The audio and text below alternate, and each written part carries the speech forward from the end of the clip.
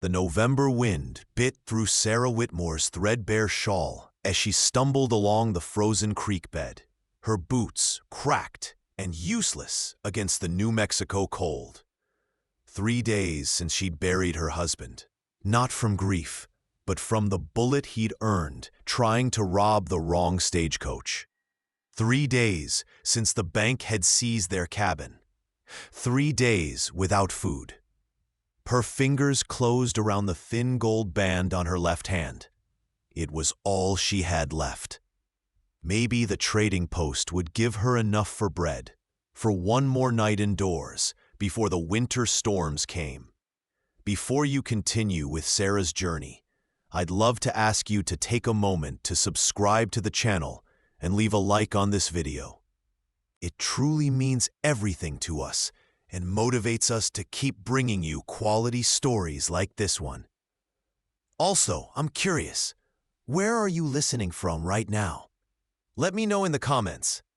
The trading post sat squat and unwelcoming against the darkening sky. Sarah pushed through the door, bell jangling, and nearly collided with a wall of muscle and buckskin. She looked up and up.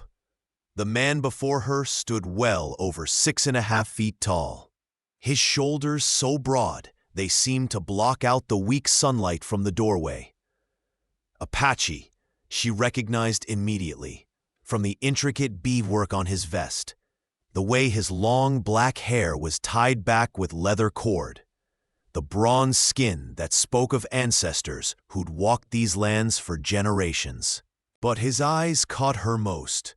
Deep brown, intelligent, watching her with an intensity that made her breath catch. "Excuse me," she whispered, trying to step around him. His hand, massive, scarred from what looked like rope burns and blade work, reached out, not touching her, but pointing to the ring she was unconsciously twisting. "You're here to trade that." It wasn't a question. His English was perfect. Accent barely noticeable.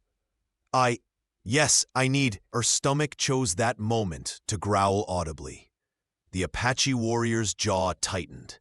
He looked past her to the trading post owner, a greasy man named Hutchins, who was already reaching for his scales with predatory eagerness.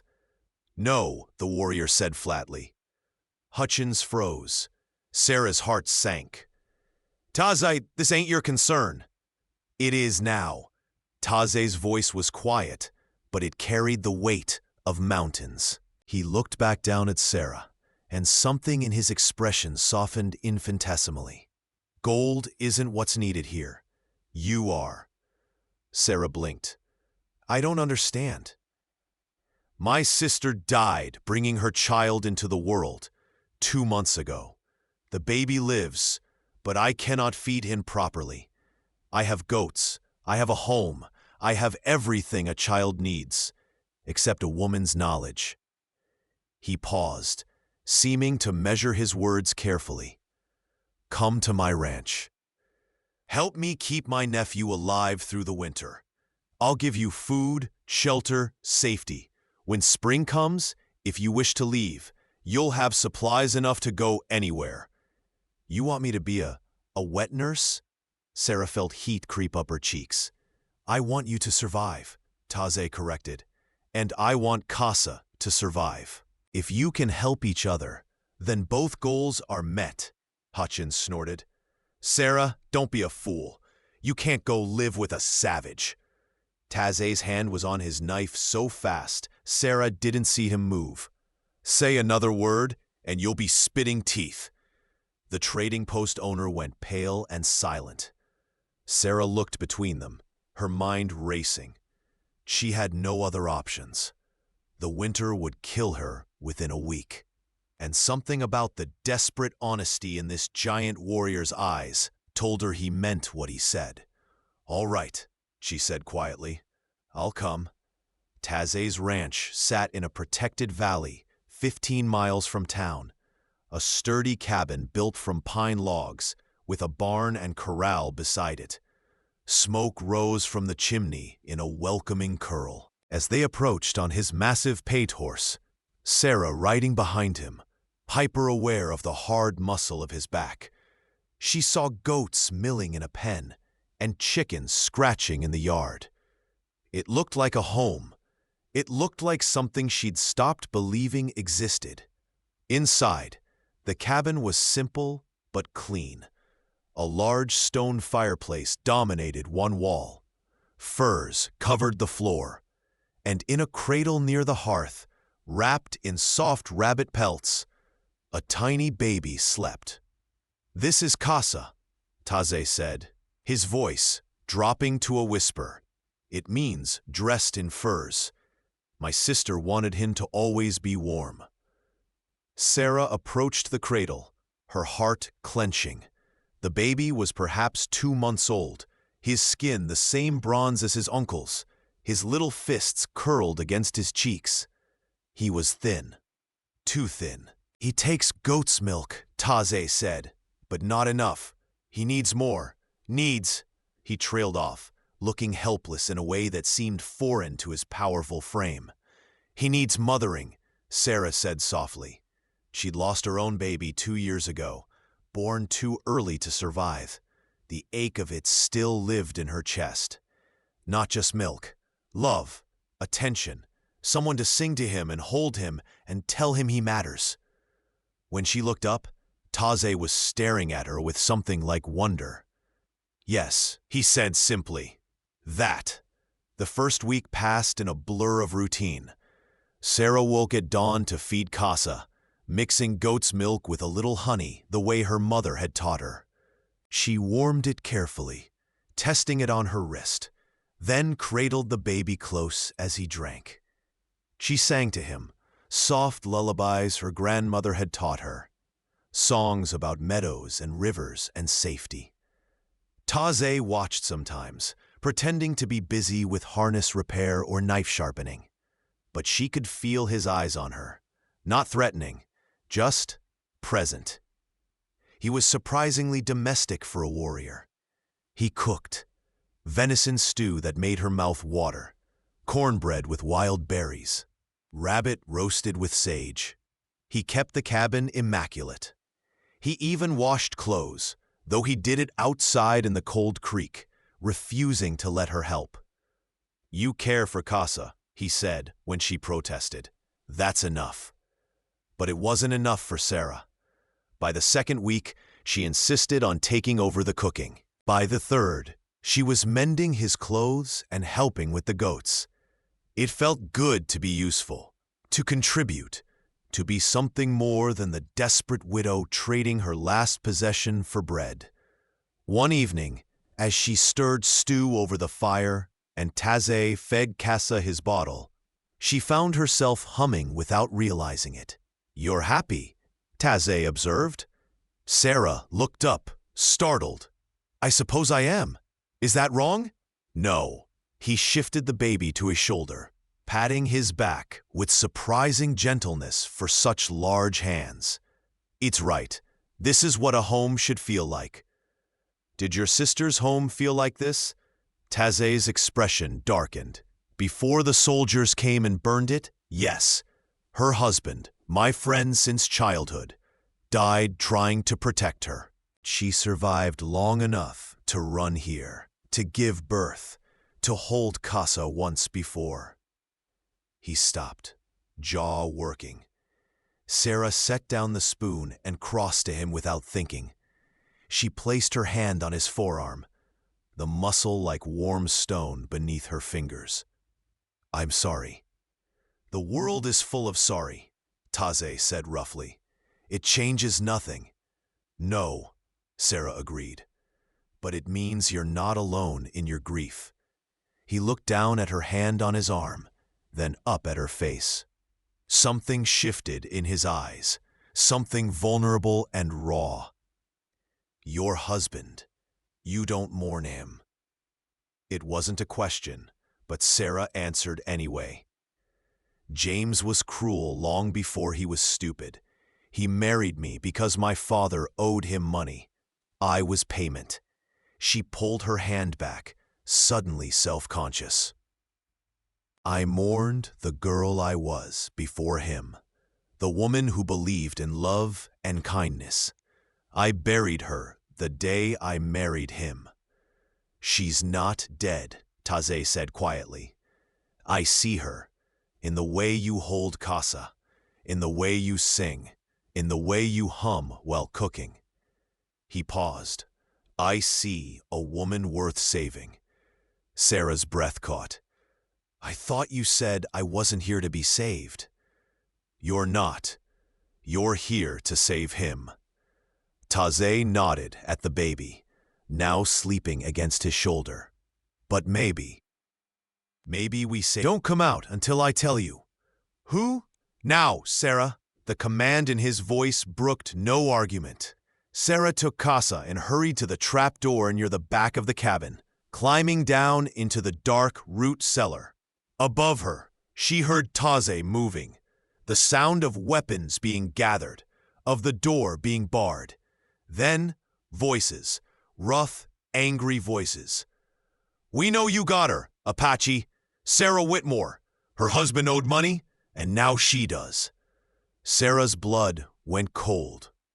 Hutchins, the trading post owner, must have told someone she was here.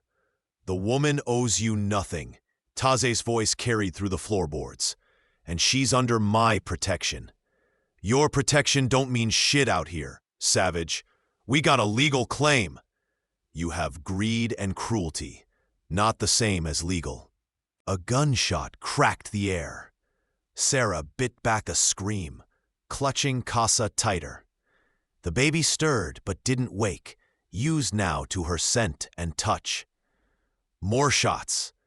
The sound of boots on the porch. Then silence. It stretched on forever.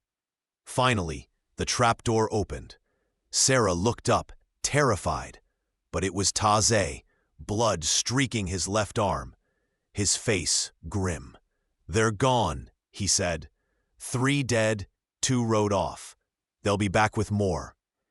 Sarah climbed out, casa still in her arms. You're hurt. It's nothing. A graze. But he swayed slightly as he said it. Sit. Sarah pointed at the chair by the fire. When he hesitated, she used the voice she developed caring for casa. Firm, brooking no argument. Sit down, Taze. Now. To her surprise, he obeyed. She laid casa in his cradle, then fetched water and clean cloth. Taze had removed his shirt, and Sarah found herself momentarily frozen by the sight of him. All hard muscle and old scars, his chest rising and falling with controlled breaths. A warrior's body, built for survival and battle. Sarah, he said softly, bringing her back to the present. Right, sorry. She knelt beside him, carefully cleaning the wound. The bullet had carved a furrow along his bicep, painful but not deep. This needs stitching. I know, I've done it before. Not on yourself, hold still. She worked carefully, threading a needle with steady hands, despite her racing heart. Each time the needle pierced his skin, Taze didn't flinch, but she saw his jaw tighten. Go slow, he said quietly. It hurts. Sarah's hands stilled. She looked up at him, finding his eyes already on her. You can say that. Admit it hurts. With you, I can. The words hung between them, heavy with meaning. Sarah bent back to her work, but something had shifted. Something that made the air feel charged, made her fingers tremble slightly as they brushed his skin. When she finished, she tied off the thread and sat back. There, you'll have another scar. I have many. Taze reached out slowly, giving her time to pull away, and tucked a strand of her hair behind her ear. Each one tells a story of survival, of becoming stronger. Or just of being hurt, Sarah whispered. No, of refusing to die. His thumb traced her cheekbone, feather light. You have scars too. I can't see them, but I know they're there. And you're still here, still fighting, still caring for a baby that isn't yours, in a home that isn't yours, with a man you barely know. Maybe it is mine, Sarah said before she could stop herself. Maybe it could be. Taizé's eyes darkened. Say that again. This home, this life. Maybe, she stopped, heart hammering. Maybe I don't want to leave when spring comes. Sarah. Her name was a prayer on his lips. If you stay, it won't be as a hired woman. It will be as what? As mine, my woman, my wife, Kasa's mother. He cupped her face in both hands now, his touch gentle despite his size. I know it's fast. I know we've only known each other a month. But I see who you are. I see your strength, your kindness, your fire. And I want, his voice roughened, I want to wake up every day and see you feeding Kasa. I want to teach you to ride and track and shoot. I want to protect you from every man who ever made you feel small. I want to build a life where you never have to trade your wedding ring for bread again. Tears streamed down Sarah's face. I'm damaged. Chains, what he did, he made you stronger, not damaged. And if you'll let me, I'll spend every day proving to you what you're worth. Taizé leaned closer, his forehead nearly touching hers. I'll die before I hurt you, Sarah. I swear it on my sister's grave. I believe you, she whispered. And she did. This giant, gentle warrior had shown her more respect and care in 1 month than James had in 2 years of marriage. Then stay. Not until spring. Forever. Sarah closed the distance between them, pressing her lips to his in answer. Taizé made a sound low in his throat. Surprise and relief and hunger all mixed together.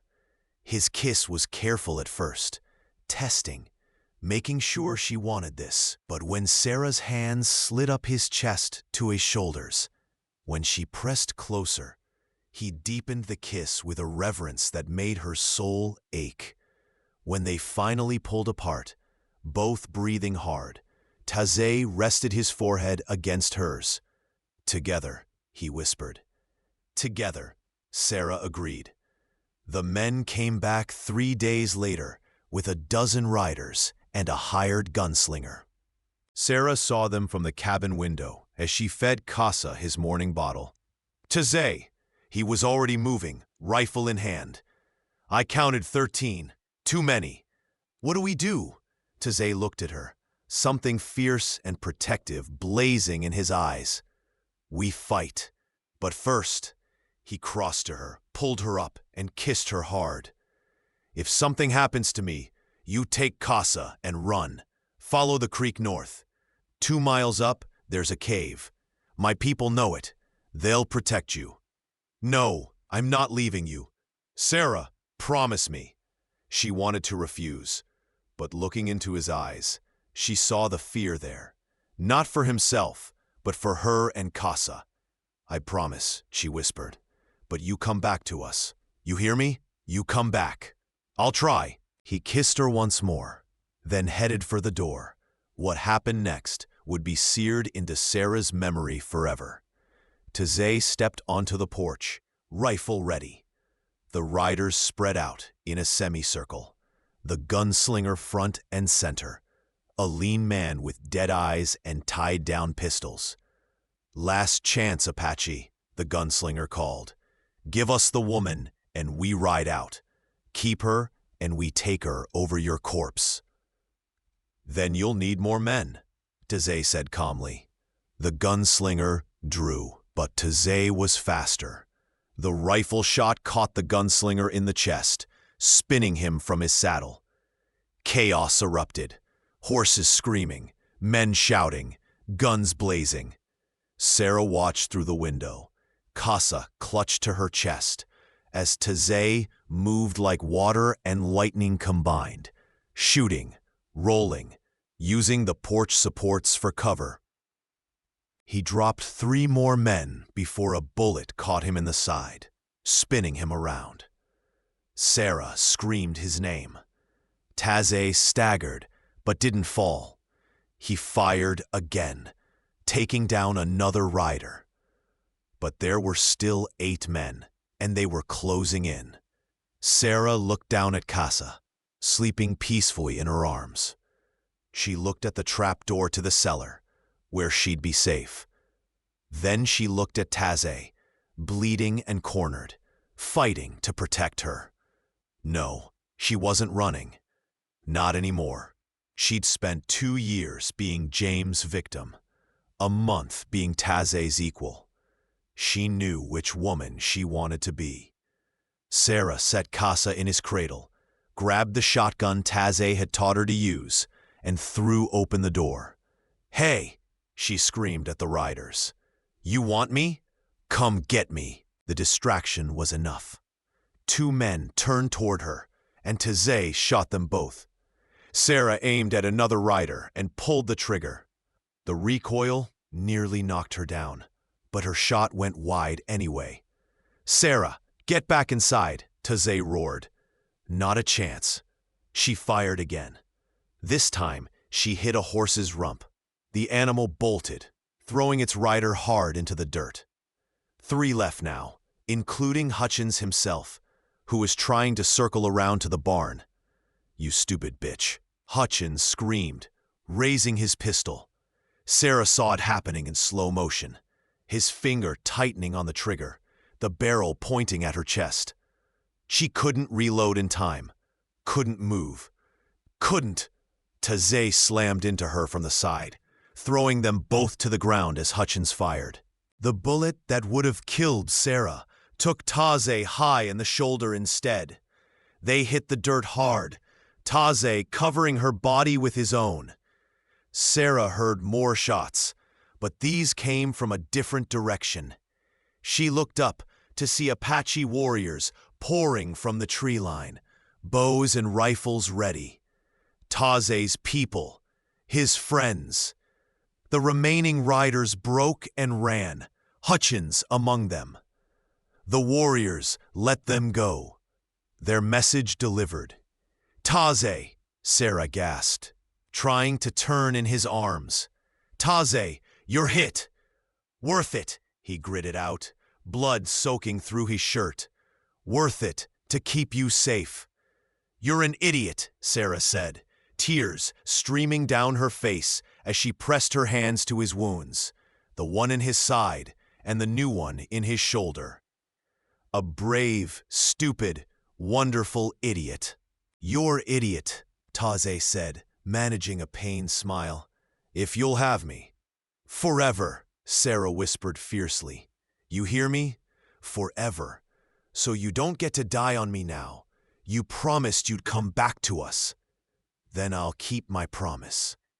It took 3 weeks for Taze to recover fully. 3 weeks where Sarah barely left his bedside, changing his bandages, forcing broth down his throat, and threatening him with bodily harm if he tried to get up before he was healed. The Apache warriors, who'd saved them, friends from Taze's childhood, brought food and medicine. They called Sarah sister and Casa nephew, welcoming her into the fold without question. She learned their language slowly, stumbling over the beautiful, complex words until Taze's friends laughed warmly and helped her. She learned she was not alone. That family could be chosen, not just born into. On the first morning Taze could stand without swaying, he found Sarah in the kitchen, kneading bread dough while Casa watched from his cradle, now old enough to track movement with curious eyes. "You're up," she said, wiping flour from her cheek. "You should be resting." "I've rested enough." Taze crossed to her, moving carefully but steadily. "Sarah, I need to say something." Her heart clenched. "All right? I was wrong before. When I said I'd wait until spring to see if you wanted to stay," he took her floury hands in his. "I can't wait. I don't want you here as a guest or an employee or someone passing through. I want you as my wife, my equal, Casa's mother. I want," his voice roughened, "I want to build a life so full of love that you forget what cruelty ever felt like. Sarah's vision blurred with tears. I already have. Then marry me. Not because you need shelter or food or protection, but because you want me. Because you choose me. Choose us. I already did, Sarah said, rising on her toes to kiss him. The moment you said gold wasn't what was needed. The moment you saw me as a person, not property. The moment you trusted me with your greatest treasure. She glanced at Casa. I chose you then. I choose you now. I'll choose you every day for the rest of our lives. Taze pulled her close, careful of his healing wounds, and buried his face in her hair. By winter's end, you'll rest within me, he whispered, the words a promise, a vow, a benediction, not as a stranger or a guest, but as the heart that keeps mine beating. Sarah tightened her arms around him. By winter's end, she agreed, and every season after. They married on the first day of December, in a ceremony that blended Apache traditions with the Christian vows Sarah still remembered from her childhood. Taze's friends built a sacred fire. Sarah wore a doeskin dress embroidered with blue beads, a gift from the women of Taze's tribe. Casa, now 4 months old and thriving, gurgled happily in the arms of the elder who blessed their union. When Taze placed a necklace of turquoise around Sarah's throat, his hands trembled slightly. You're mine now, he said softly, and I'm yours. Together, together. Sarah echoed, sliding a beaded bracelet onto his wrist. Her own work, crafted painstakingly over the past weeks. They kissed as husband and wife, while the winter sun broke through the clouds, gilding everything in gold. The first months of marriage brought a tenderness Sarah had never known. Taze was patient with her, understanding that years of cruelty had left invisible scars that needed time to heal. He never pushed, never demanded, always asked permission with his eyes before touching her. Some nights she woke gasping from nightmares of James's hands on her, and Taze would simply hold her, whispering words in Apache that sounded like prayers until her breathing steadied. What do those words mean? She asked one night, her cheek pressed against his chest, listening to the steady drum of his heartbeat. They mean, you are safe, you are valued, you are loved, you are mine and I am yours, and nothing will harm you while I breathe. His fingers traced patterns on her back through her nightgown. My mother taught them to me when I was small and afraid of storms. I'm not a child, Sarah said quietly. No, you're a woman who survived a storm that lasted years. It's only natural to still hear the thunder sometimes. He tilted her chin up, his eyes serious in the firelight. But Sarah, you're not in that storm anymore. You're here, with me, with Casa, in a home where you're treasured. Sarah kissed him then, softly at first, then with growing confidence. Taze responded carefully, letting her set the pace, his large hands gentle on her waist. When she pulled back, breathless, she whispered, "Teach me." "Teach you what?" "How to be a wife. Your wife. Not what James demanded, but what love looks like." Taze's eyes darkened with emotion. "Love looks like this." He kissed her forehead, respect, her eyelids, trust, her cheeks, partnership, the corner of her mouth, and desire that serves both, not just one. That night, for the first time in her life, Sarah understood what it meant to be loved completely, body, mind, and soul. Taze made her feel precious, powerful, and utterly safe all at once. Afterward, as she lay in his arms, she traced the scars on his chest. "By winter's end, you'll rest within me," she whispered, echoing his vow from their wedding. You already do. You're in my heart, in my thoughts, in every breath I take. And you in mine, Taze rumbled, pulling her closer. Always. Spring brought new challenges. With the snow melting and the passes clearing, travelers began moving through the territory again, including a circuit judge making his rounds. Sarah was hanging laundry when she saw the official party approaching. The judge, his clerk, and 3 armed escorts. Her hands stilled on the sheet she was pinning. Taze emerged from the barn, Casa toddling behind him on sturdy legs. The baby, not so much a baby anymore at nearly 8 months, had started walking early, determined to follow his uncle everywhere.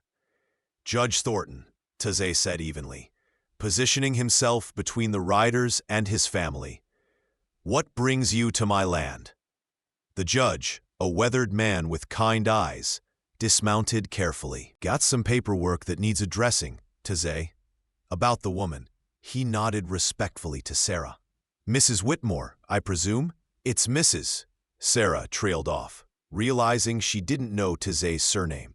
They'd married in Apache tradition, and she'd never thought to ask about American legal names. Red Bear, Taze supplied. Sarah, Red Bear now.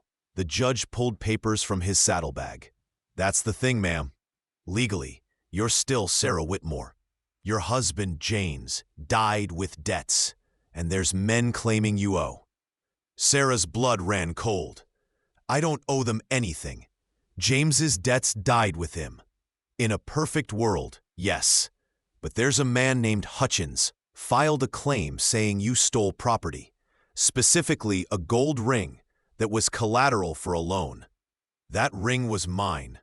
Sarah's voice shook with anger. My grandmother's ring that James had no right to use as collateral.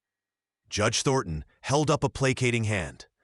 I believe you, ma'am, but legally, we need to sort this out. There's also the matter of your marriage to Mr. Red Bear here. The Apache ceremony is recognized by me personally, but not by the territorial government. You'll need a legal marriage certificate to protect your rights and his. Taze's jaw tightened. We're married. We stood before my people and the Creator. No paper changes that. I agree, the judge said gently. But the paper protects you both. Protects this land, your son there, any future children.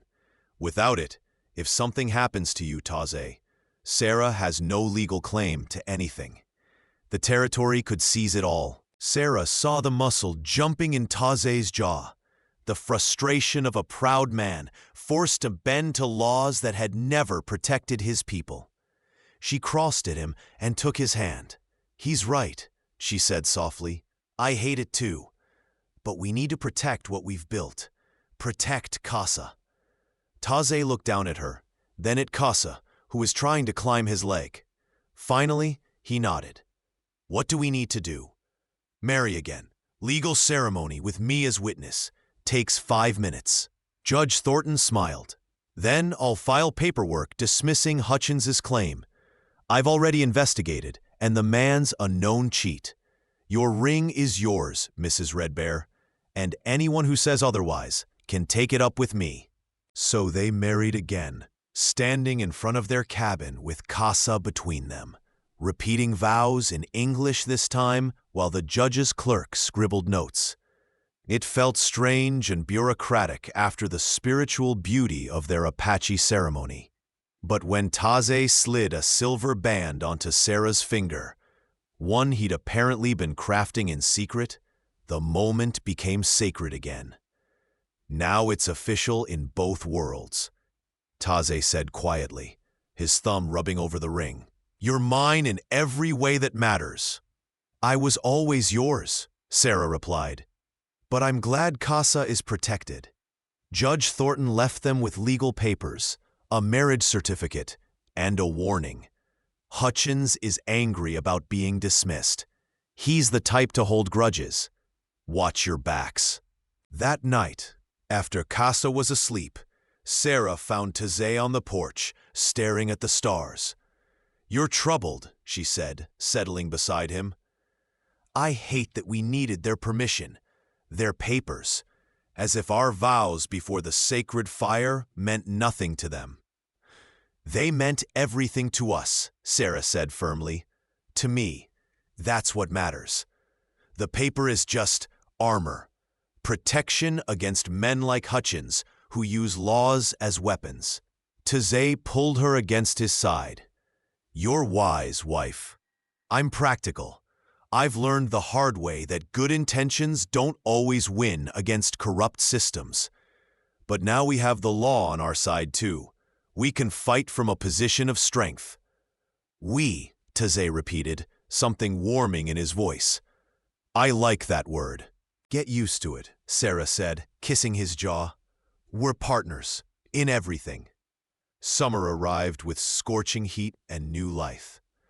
Sarah discovered she was pregnant in July, and the news filled Taizé with a joy so profound it brought tears to his eyes.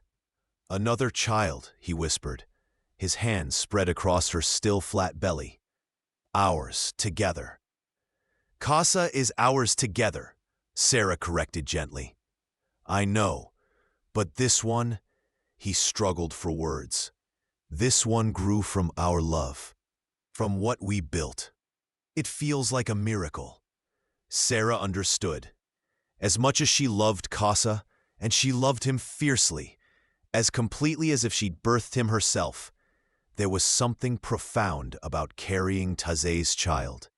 A baby made from their union, their partnership, their choice. But pregnancy in the wilderness was dangerous, and both of them knew it. Taizé's sister had died in childbirth. The nearest doctor was 2 days' ride away. I'm bringing in a midwife, Taizé announced one morning. Naichi's grandmother. She's delivered hundreds of babies. She'll stay with us the last month. Taizé, that's not necessary. It is to me. His eyes were haunted. I can't lose you, Sarah. I can't, if something happens. She cupped his face in her hands.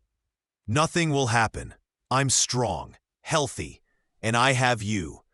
She pressed his hand more firmly against her belly. We have you. This baby is going to be fine, and so am I promise. Don't promise that, Taizé said roughly. My sister promised too. Sarah's heart ached for him. Then I promise this instead. I'll fight, with everything I have, because I want to see this child grow. I want to grow old with you. I want decades, Taizé, not just years.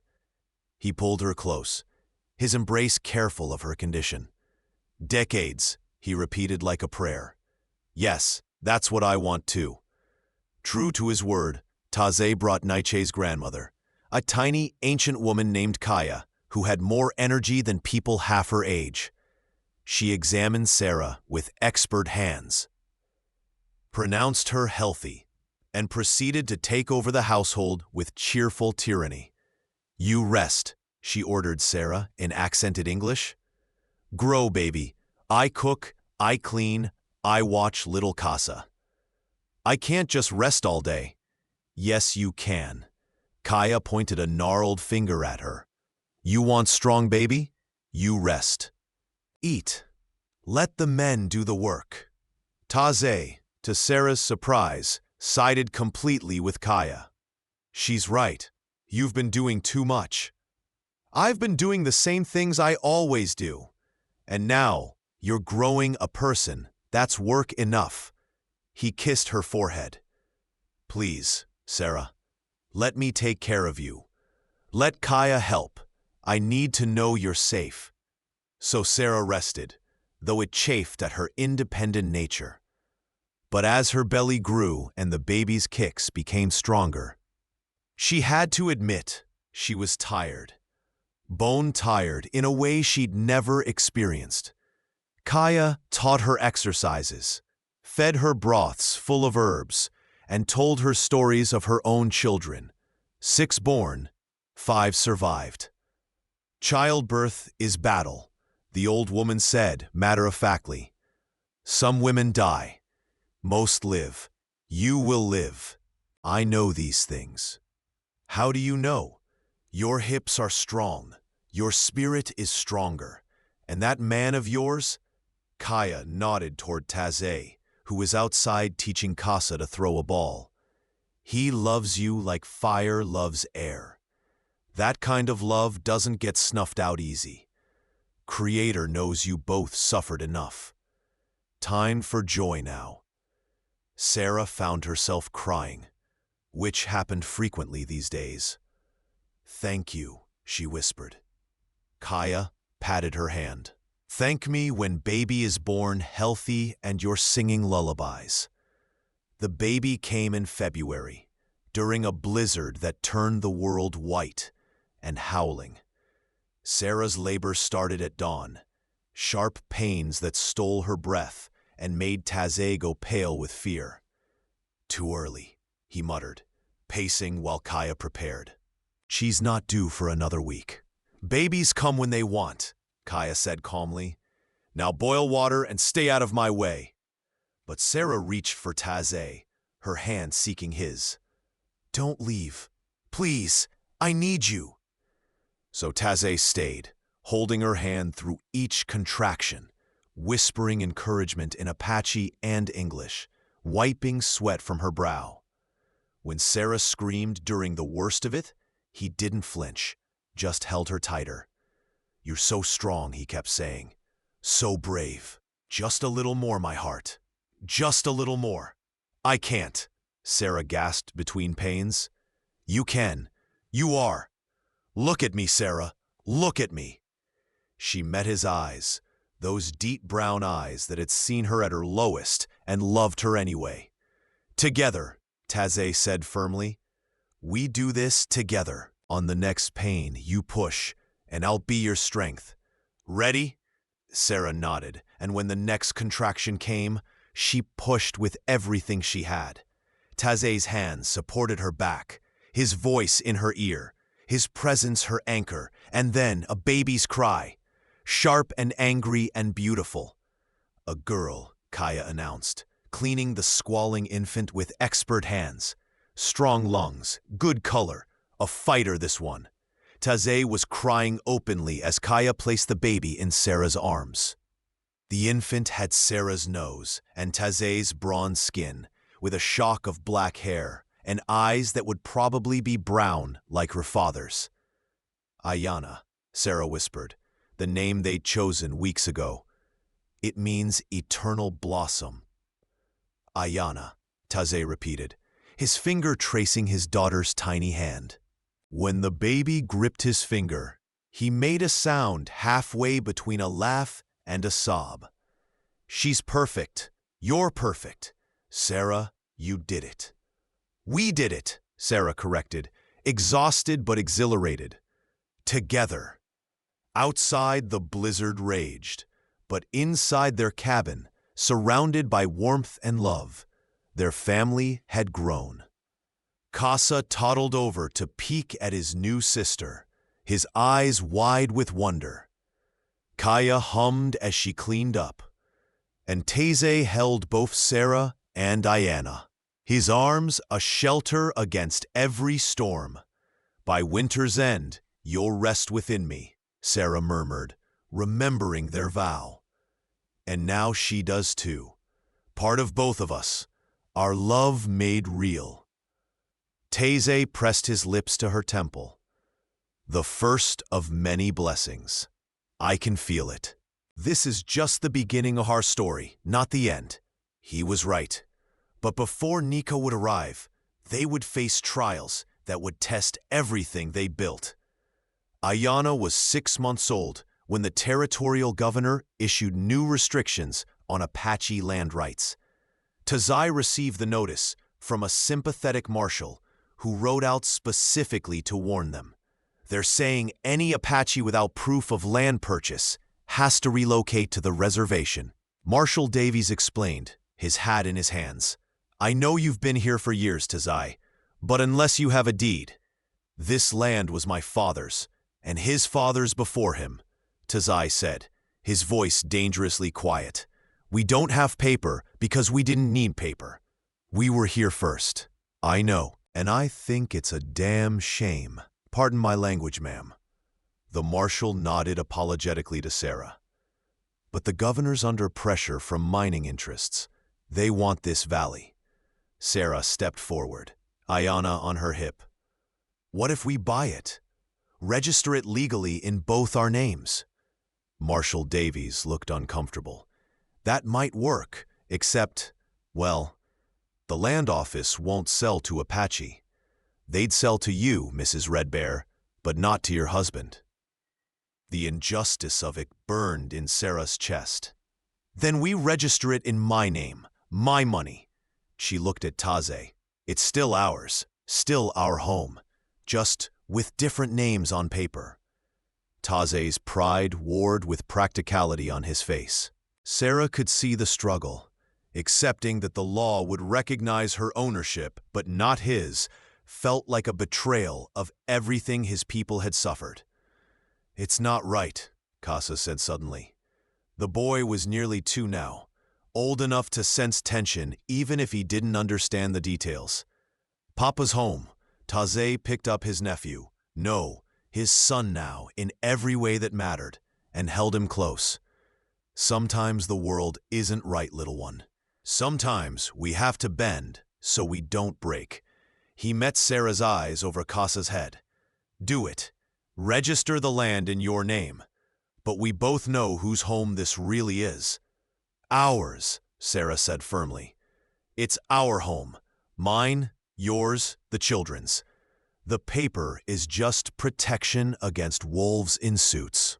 Over the next month, Sarah made the difficult journey to the territorial capital, with Marshal Davies as escort. Taze stayed behind with the children and Kaya, who decided to remain with them permanently, claiming she was too old to travel back to her own people. The land office clerk was a pinch-faced man who looked at Sarah with barely concealed disdain. You're married to an Apache. I'm married to Taze Red Bear, a rancher and a good man. Sarah corrected coldly. Do you want my money or not? Money, it turned out, was persuasive. Within 2 days, Sarah had legal ownership of 300 acres, their valley, their water rights, their home. The deed listed her as sole owner, with a notation that she was married to Taze Red Bear. It wasn't justice, but it was protection. When she returned home, Taze was waiting on the porch. She held up the deed, and something complicated crossed his face. Relief, resentment, resignation. It's done, she said quietly. We're safe. They can't take this from us now. Taze pulled her into his arms, his embrace almost crushing. I hate that you had to do this, that my name means less than yours on paper. Your name means everything to me, Sarah said fiercely, and to our children. Let the government think what it wants. We know the truth. That night, after the children were asleep, they sat by the fire. Taze held the deed, staring at Sarah's name in careful script. Read it to me, he said finally. Sarah took the paper and read aloud. Sarah Red Bear, wife of Taze Red Bear, hereby claims ownership. She stopped. Wait, they included your name. As a footnote, as wife of. No. Sarah grabbed a pen and inkwell from the shelf. Carefully, deliberately, she added words to the margin of the deed. Equal partnership with Taze Red Bear, co-owner in practice and spirit. It wasn't legally binding, but she signed it, then handed the pen to Taze. Sign it. Not for the government, for us. So our children know that we built this together. Taze's hand trembled slightly as he made his mark, the symbol of a bear paw, the signature his father had taught him. Beside it, he wrote his name in English letters Sarah had taught him to form.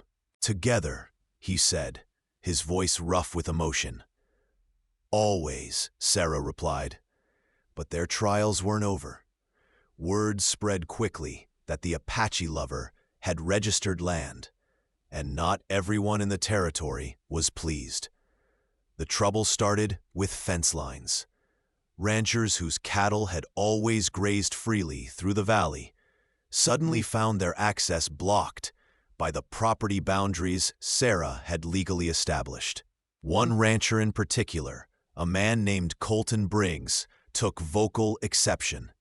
"You can't fence off water," Briggs snarled when he confronted them at the general store. "That creek runs through public land." "That creek runs through my land," Sarah corrected, Ayanna strapped to her chest in a sling. "I have the deed to prove it. Your cattle are welcome to drink, but your grazing days are over." "You're a white woman, married to a savage," Briggs spat. "You've forgotten your own kind." Before Sarah could respond, Taze stepped between them. He'd been loading supplies onto their wagon, but now he stood at his full, imposing height, his hand resting meaningfully on the knife at his belt. "Speak to my wife with respect," Taze said quietly, "or don't speak at all." Briggs's hand dropped to his gun, and the entire store went silent. Sarah's heart hammered, but she forced herself to remain calm. "Violence here would only give their enemies ammunition." "Mr. Briggs," she said loudly, drawing attention, "my husband and I have legal ownership of our land. If you have a dispute, take it up with the territorial court. But threatening us in public makes you look like a bully, not a legitimate rancher." Several townspeople murmured agreement. Briggs looked around, realizing he didn't have the support he'd expected, and backed down with poor grace. "This isn't over," he muttered before stalking out. Marshal Davies, who'd been watching from the corner, approached them. "You made an enemy today." "We made an enemy the day we registered the land," Taze said. "At least now everyone knows where we stand." But Briggs wasn't done. Over the next weeks, Sarah and Taze discovered cut fences, poisoned water troughs, and slaughtered chickens. Twice, someone took shots at Taze while he was out riding the property line. Both times missing, but the message was clear. "We need help," Sarah said, after finding another destroyed fence. "We can't watch the entire property ourselves." Taze nodded slowly. "I'll talk to my people. See if any of the young men want work. We can pay them in cattle and food." Within a week, 3 young Apache men, friends from Taze's childhood, had set up camp on the property's eastern border. Their presence was both practical protection and political statement. This was Apache land, would always be Apache land, no matter what papers said. Briggs escalated. He filed complaints with the marshal, claiming the Apache workers were threatening his men. He spread rumors that Taze was planning an uprising. He even tried to get the territorial governor involved, claiming Sarah had been coerced into marriage and needed rescue. That last accusation brought Sarah to town in a fury, Ayanna on her hip and Casa holding her hand.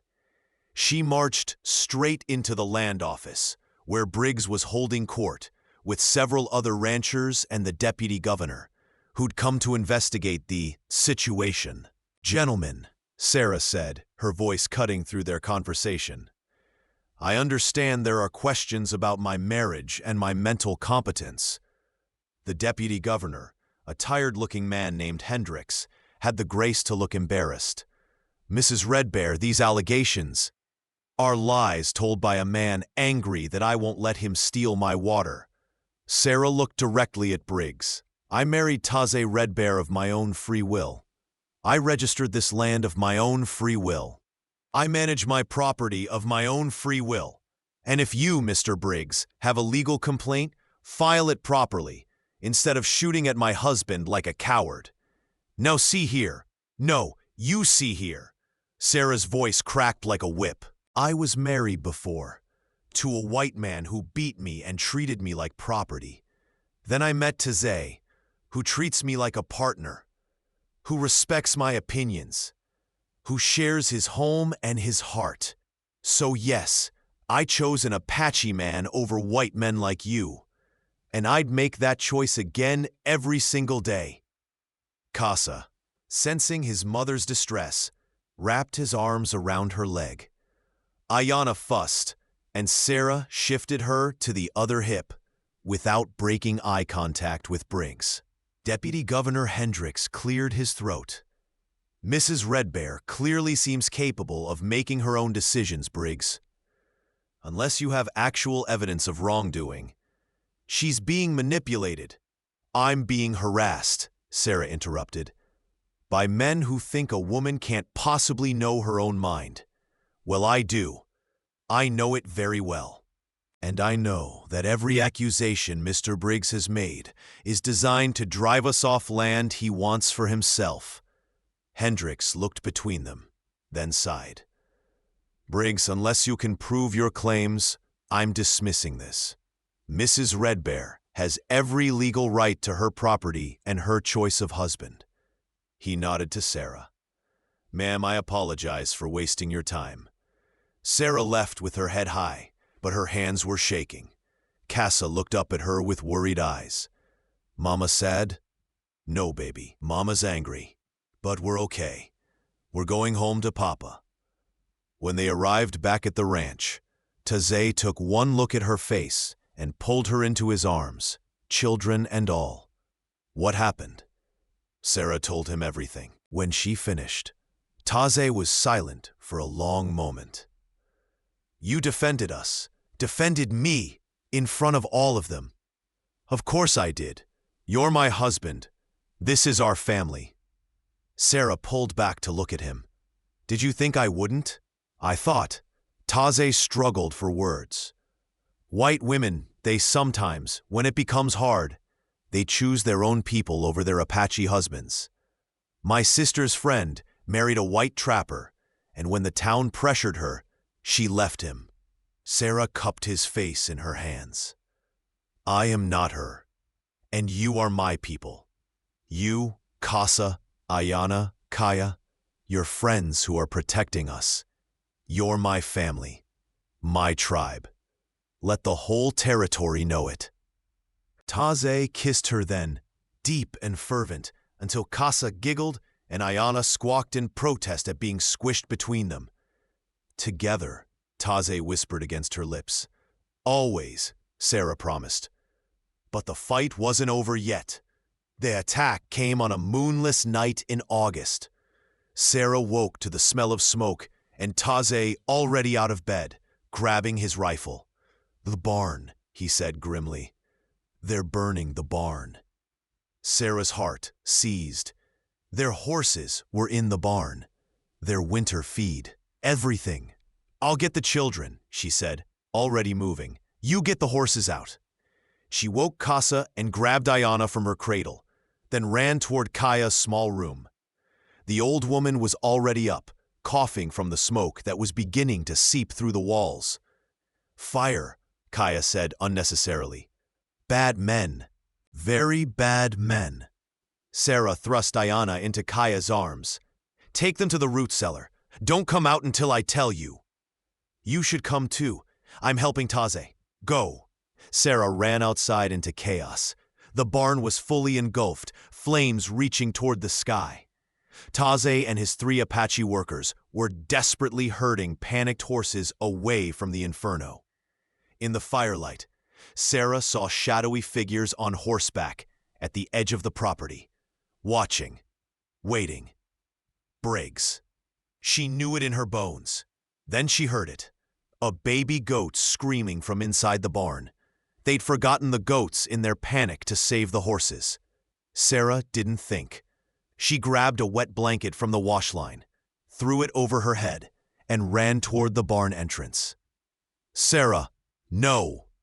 Taizé's voice was raw with horror, but she was already inside, the heat hitting her like a physical blow. Through the smoke, she saw the goat pen, 3 babies huddled together, their mother already dead from smoke inhalation. Sarah grabbed all 3 squirming animals, clutched them to her chest, and ran back toward the opening. A beam crashed down in front of her, blocking her path. The goats screamed. Sarah's lungs burned. She couldn't see through the smoke. This was it. She was going to die here because she couldn't abandon helpless animals. Then strong arms were around her, lifting her, and Taze was carrying both her and the goats through the flames. She felt heat sear her arm, smelled burning hair, and then they were outside, both of them collapsing onto the ground. "Breathe," Taze gasped, pulling the blanket away from her face. "Sarah, breathe." She sucked in air, coughed violently, and clutched the terrified baby goats tighter. "I got them. I couldn't leave them." "You almost died, you foolish, brave woman." Taze's hands were shaking as he checked her for injuries. "You could have died, but I didn't." Sarah looked up at the burning barn, tears streaming down her face. From smoke or grief, she wasn't sure. "Our barn, everything we stored, can be replaced."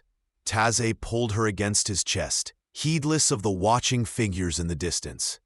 "You can't be. Never do that again. Promise me." "I promise," Sarah whispered, though they both knew it was a lie. She'd always run toward danger if it meant protecting what she loved. One of the Apache workers, a young man named Chakmangwi, approached them. "The fire watchers, they're leaving. Should we follow?" "No," Taze said, though his eyes blazed with fury. "We know who did this. We'll handle it the right way." But the right way proved frustratingly slow. Marshal Davies came, investigated, and agreed it was arson. But without proof of who specifically lit the fire, he couldn't make arrests. Briggs had an alibi. He'd been at the saloon all night. Surrounded by witnesses, paid witnesses, Sarah was sure. But proving it was another matter. They spent the next weeks rebuilding. The Apache community rallied, bringing lumber and labor. Townspeople who'd been quietly supportive sent supplies. Even Judge Thornton rode out to offer his legal services for free. "This is wrong," the judge said bluntly. "Briggs is using intimidation because he can't win legally. I want to help you fight him." "How?" Sarah asked, exhausted from days of reconstruction. "Sue him, civil court, for damages, harassment, emotional distress. Make it expensive for him to keep targeting you. And," the judge hesitated, "there's talk of making this valley part of an Apache Trust territory, protected land. I have friends in Washington who are interested in creating a precedent, a place where mixed families like yours can live without persecution." Taze and Sarah exchanged glances. Protected territory sounded wonderful, but it also sounded too good to be true. "What's the catch?" Taze asked. "You'd be pioneers, test cases. It would mean attention, scrutiny, visits from government officials. Your lives wouldn't be private anymore." Sarah looked around at their partially rebuilt barn, at Casa helping stack lumber with the serious concentration of a toddler, at Ayana sleeping peacefully in Kaya's arms, despite the chaos. "We're already not private," she said. "Everyone has an opinion about our marriage, our family, our right to exist. If going public means protecting others like us, then I'm willing." "As am I," Taze agreed. "Our children deserve a world where they're not caught between two cultures, where they can be both, proudly." Judge Thornton smiled. "Then let's make history." The lawsuit against Briggs dragged on for months, but eventually they won. The rancher was ordered to pay damages and forbidden from entering their property. The territorial governor, swayed by the judge's influential friends, designated their valley as experimental protected land for mixed indigenous and settler families. It wasn't perfect. There was still prejudice, still whispered comments in town, still people who thought Sarah had betrayed her race and Taze had corrupted a white woman. But there was also community. Other mixed families began moving to their valley, seeking the same protection and acceptance.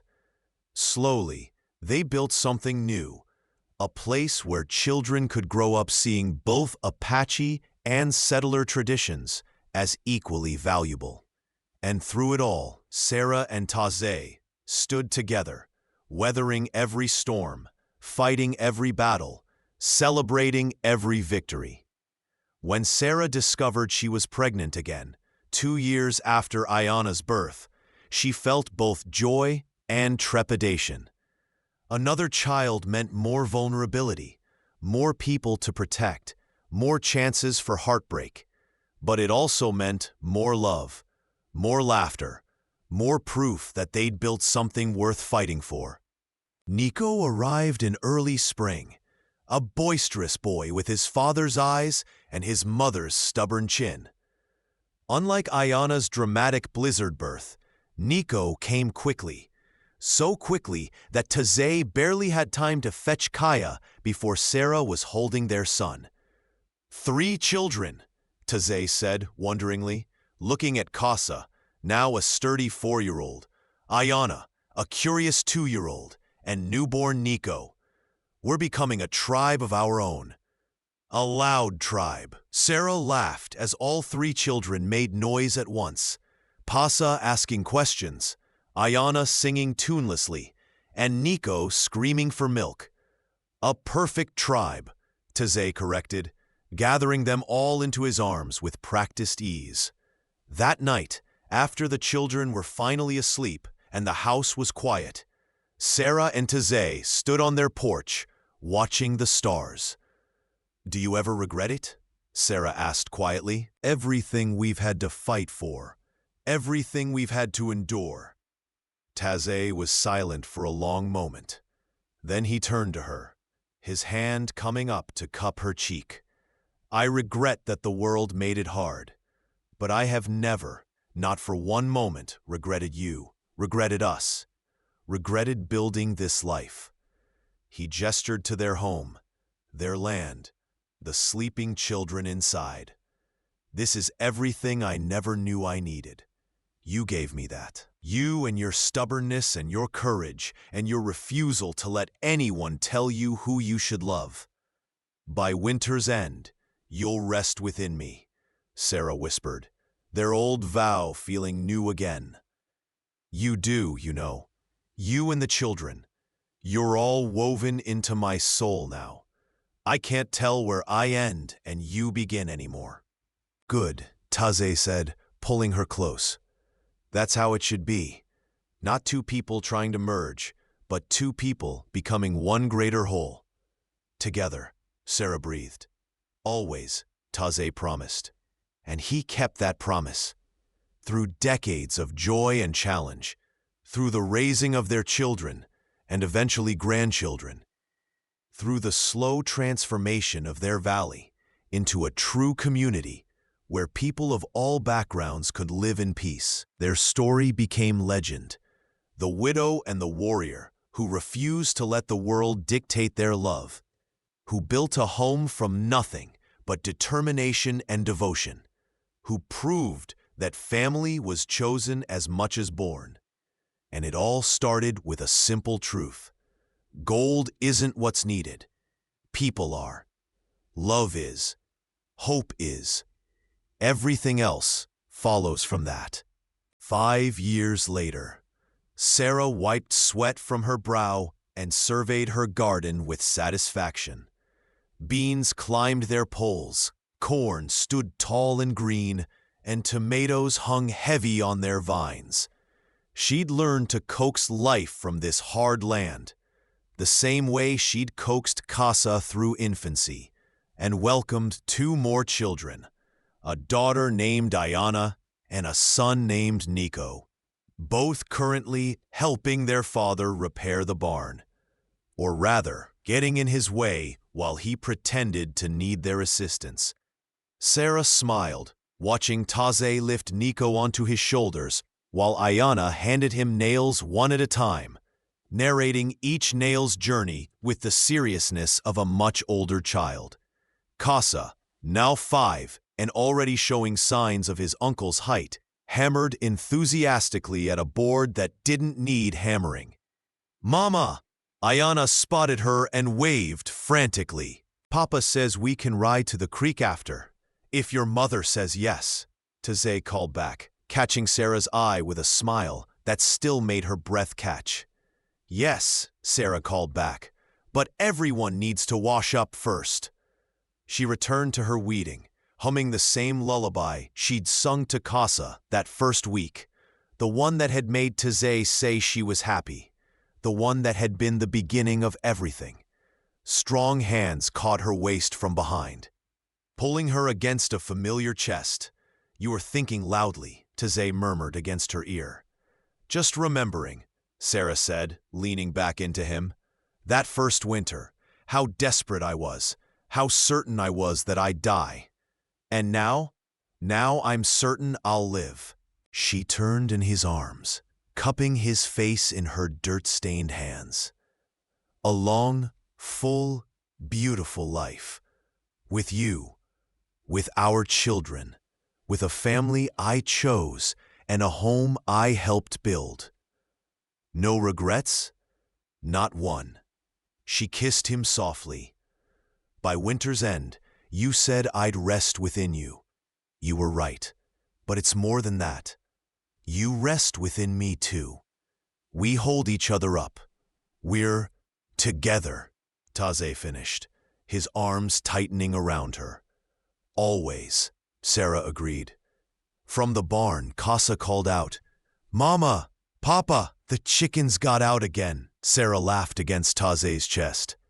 "Reality calls. Let it call. Give me one more moment."